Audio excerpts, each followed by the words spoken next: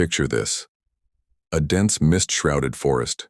The air is thick with the scent of damp earth and wood smoke. A deer path, barely visible, winds between ancient, gnarled oaks. Suddenly, a whistle cuts through the silence, sharp and clear. A man, cloaked in Lincoln green, steps from the shadows, a longbow held loosely in his hand. His eyes, keen and alert, scan the path ahead.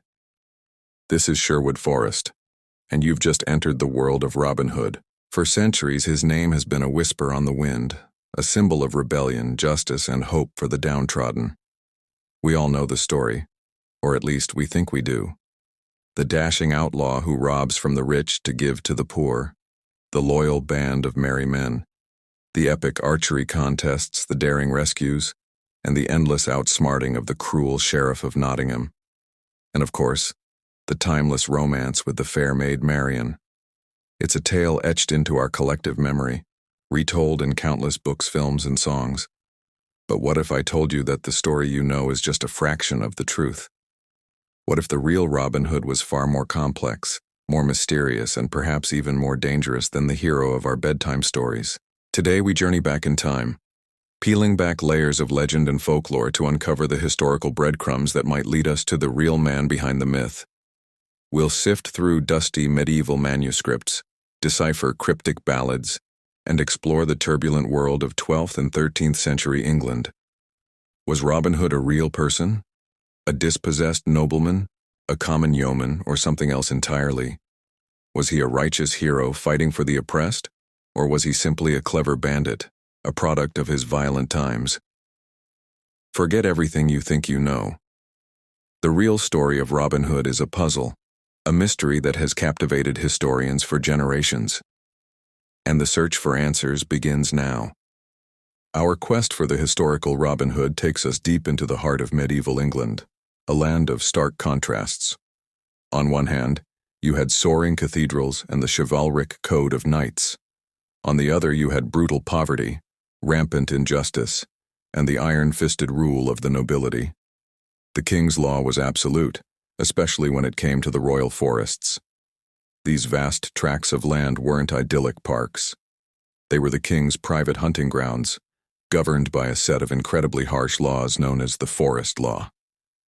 For a common person, even gathering firewood or hunting a rabbit to feed their starving family could result in blinding mutilation or even death.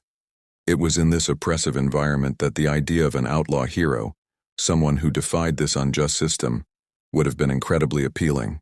The earliest mentions of Robin Hood don't appear in official court records or chronicles written by monks.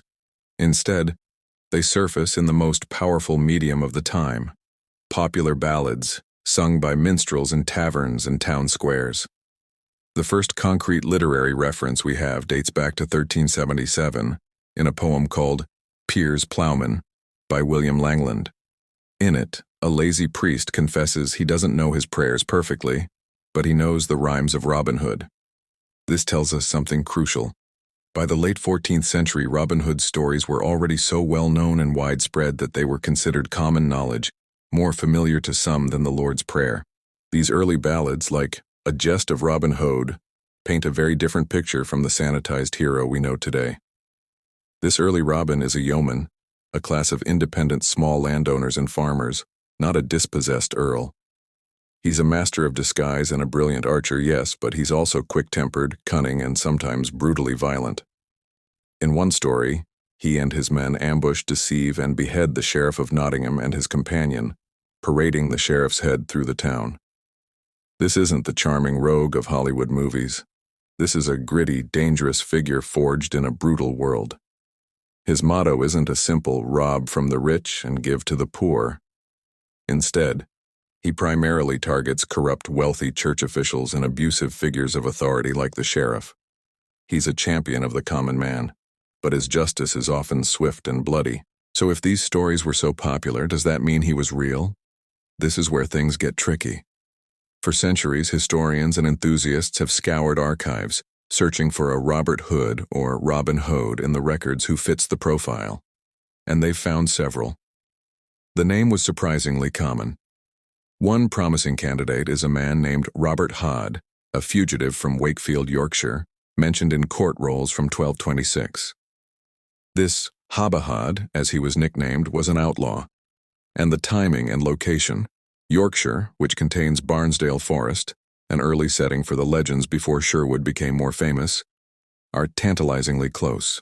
Another theory points to the followers of Simon de Montfort, a powerful baron who led a rebellion against King Henry III in the 1260s. After de Montfort was defeated and killed, many of his supporters were declared outlaws and fled into the forests to continue a guerrilla war against the crown. It's plausible that a figure like Robin Hood, a leader of one of these resistance bands, could have emerged from this conflict. These men, known as the disinherited, were fighting against what they saw as a tyrannical king, a theme that resonates strongly with the Robin Hood legends.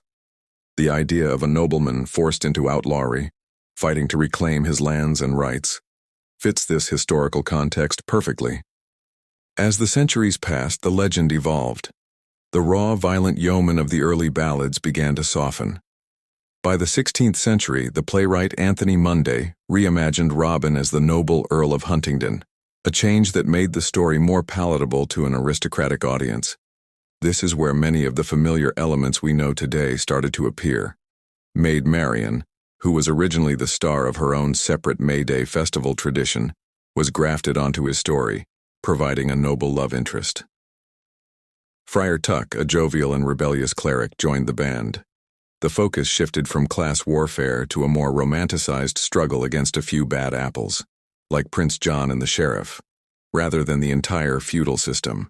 The setting, too, became firmly cemented in Sherwood Forest, a real royal forest in Nottinghamshire.